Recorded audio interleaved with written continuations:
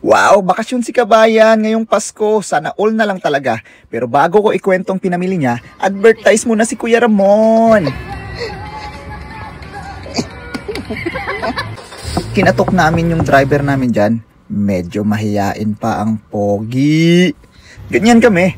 Kapag walang pasok sa Sabado at Linggo, ini-enjoy namin yung panahong wala kaming trabaho. Ayan na, nagpapakyut na si Pogi Anton. May kasama rin kaming mga bida, ang hari ng Tondo at ang hari ng Cavite. Nag-abroad na sila kasi sa Pilipinas, mahina na daw ang dilihensya.